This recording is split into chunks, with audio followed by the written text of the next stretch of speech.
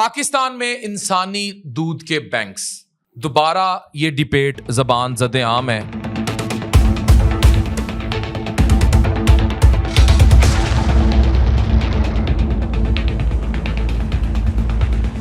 ये वीडियो मुकम्मल मालूमात के लिए बनाई गई है कि इन बैंक्स के क़याम का क्यों सोचा जा रहा है और ये क्या किया जा रहा है और इसका दीनी साइंसी पहलू क्या है, पूरी जिम्मेदारी के साथ।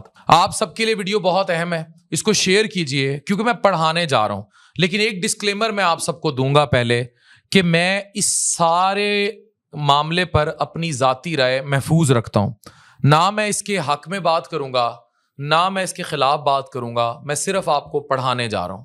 समझिए, ह्यूमन मिल्क बैंक्स यानी इंसानी दूध के बैंक्स क्या हैं। ह्यूमन मिल्क बैंक्स पाकिस्तान में एक बार फिर बनने जा रहे हैं। आपको याद आया होगा, ये बात पहले भी कराची में ज़ेरे बहस रही, इस पर बहुत एहतजाज हुए। जब पाकिस्तान का पहला इंसानी दूध का बैंक इस्टेब्लिश किया गया तब भी लोग डिवाइड हो गए थे और आज भी इंतहाई मुतजाद राय मौजूद है। ये ऐसा क्यों है? हम एजुकेट करते हैं, पढ़ते हैं। कुछ लोग इसे रहमत कह रहे हैं और कुछ लोग इसे दीन के खिलाफ समझ रहे हैं। लेकिन अब काउंसिल ऑफ इस्लामिक आइडियोलॉजी ने इस पर अपना फैसला दे दिया है कि ये जायज़ है, लेकिन स्ट्रिक्ट शरिया सेफ गार्ड्स के साथ। चलिए अब हम पढ़ते हैं, बात करते हैं और इस चीज़ को समझते हैं कि सब है क्या। ये ह्यूमन मिल्क बैंक क्या होता है? सिंपल सी बात है, हर माँ अपने बच्चे को दूध नहीं पिला पाती। कभी प्रीमेच्योर बर्थ होती है, बच्चा पहले पैदा हो जाता है, कभी माँ की सेहत अलाउ नहीं करती, या पाकिस्तान में जिस तरह ज़्यादा बच्चे पैदा करने का रुझान है तो वो दूध नहीं पिला पाती। कभी मेडिसिन खातून को ऐसी मिल रही होती हैं कि वो ब्रेस्ट फीड नहीं कर सकती, और कभी बच्चा आईसीयू में होता है, एनआईसीयू में होता है, जहां उसे फौरन न्यूट्रिशन चाहिए होता है। ऐसे में सेहतमंद माँ अपना एक्स्ट्रा दूध डोनेट करती हैं, उसे स्क्रीन और पास्चराइज किया जाता है और फिर उन बच्चों को दिया जाता है जो अपनी माँ का दूध नहीं ले पा रहे। यहाँ एक इंटरेस्टिंग और इम्पॉर्टेंट चीज़ भी समझनी है। कुछ औरतों में ग्लेक्टोरिया जैसी कंडीशन होती है जहां बॉडी ज़रूरत से बहुत ज़्यादा दूध पैदा करती है। अक्सर ये दूध ज़ाया हो जाता है, जबकि अगर प्रॉपर सिस्टम हो तो यही दूध किसी न्यू बॉर्न के लिए ज़िंदगी बन सकता है। यानी एक तरफ एक्सेस है और दूसरी तरफ ज़रूरत। मेडिकल साइंस इस पॉइंट पर बिल्कुल क्लियर है। मैं आपको सारे जाविये बता दूंगा, राय आपकी है। WHO और यूनिसेफ के मुताबिक ब्रेस्ट मिल्क सिर्फ फूड नहीं होता, ये बायोलॉजिकल मेडिसिन होती है। इसमें एंटीबॉडीज होती हैं जो नए बच्चे को इन्फेक्शन से बचाती हैं। प्रीमेच्योर बच्चों में डोनर मिल्क से NEC नेक्रोटाइजिंग एंटीरोकोलाइटिस का रिस्क 40 से 60% तक कम हो जाता है। ये निज़ाम इंहज़ाम आंतों से रिलेटेड एक बीमारी है। सेप्सिस, नमूनिया और डायरिया जैसे इन्फेक्शंस भी कम हो जाते हैं। पाकिस्तान की रियलिटी पे आते हैं। पाकिस्तान की रियलिटी देखिए तो हर साल लाखों बच्चे प्रीमेच्योर पैदा होते हैं, वक्त से पहले पैदा हो गए, और न्यूनेटल डेथ्स का एक बड़ा रीज़न अर्ली न्यूट्रिशन का ना मिलना है। यानी ये सिस्टम सिर्फ कॉन्सेप्ट की बात नहीं है, नीड की बात है। लेकिन इस्लामी पहलू इस पर क्या कहता है, ये वो डिबेट है जिसकी वजह से पाकिस्तान में इस पर बहुत इख्तलाफ पाया जाता है। हम उस पर बात करते हैं। इस्लाम में रज़ात का कॉन्सेप्ट है, बड़ा क्लियर है। अगर एक बच्चा किसी और औरत का दूध पीता है तो उनके दरमियान मिल्क रिलेशन बन जाता है, रज़ाई बहन भाई या रज़ात के बहन भाई।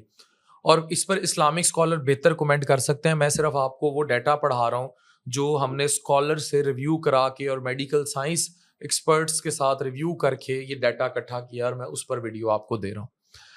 अच्छा, अगर इस तरह का दूध यानी रज़ाई माँ वाला कॉन्सेप्ट है तो फिर उनका निकाह हमेशा के लिए हराम हो जाता है। ये इस्लाम में इसका कॉन्सेप्ट है। यहां से असली कंसर्न शुरू होता है कि अगर आइडेंटिटी ट्रेस ना हो और इस तरह ये मिल्क बैंक्स यूं फैल गए तो कितने सारे रज़ाई बहन भाई पैदा हो जाएंगे। तो फ्यूचर में अननोइंगली रिश्ते हो सकेंगे, यानी आगे चल के रज़ाई बहन भाई जो हैं उनके रिश्ते हो रहे होंगे।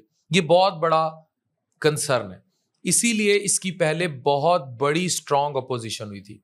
अब मौजूदा हालत में काउंसिल ऑफ इस्लामिक आइडियोलॉजी ने जो अप्रूवल दिया है उसका कोर ये है कि मिल्क बैंक्स यानी दूध के बैंक्स अलाउ हैं, लेकिन स्ट्रिक्ट सख्त शरिया सेफ गार्ड्स के साथ। हर डोनर और हर बच्चे का रिकॉर्ड मेंटेन होगा। आइडेंटिटी डॉक्यूमेंटेड होगी ताकि कल किसी को पता हो कि किसने किसका दूध पिया है।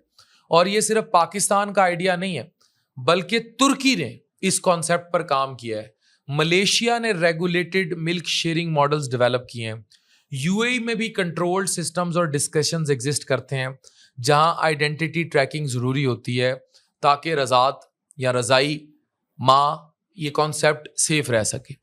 अब इसका कानूनी पहलू भी है, वो भी समझ लेते हैं। बात सिंपल है लेकिन सीरियस है। पाकिस्तान में हेल्थ रेगुलेशंस और बायोएथिक्स फ्रेमवर्क्स ग्रेजुअली इवॉल्व हो रहे हैं, यानी अभी इवॉल्व हो रहे हैं। मिल्क बैंक्स को रेगुलेट करने के लिए licensing, screening protocols, infection control standards और डॉक्यूमेंटेशन लॉ जरूरी हैं। यानी ये सिर्फ एक इमोशनल या रिलीजियस डिबेट नहीं है, ये फुल मेडिकल लीगल सिस्टम है जिसमें अकाउंटेबिलिटी बहुत इंपॉर्टेंट है।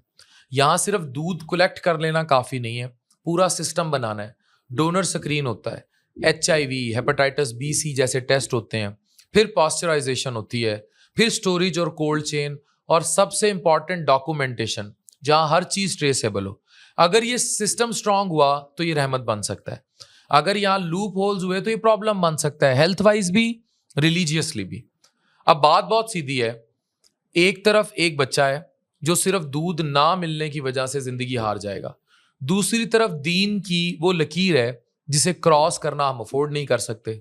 और हमने इस सिस्टम को ईमानदारी, ट्रांसपेरेंसी और स्ट्रॉन्ग रिकॉर्ड के साथ चलाना है।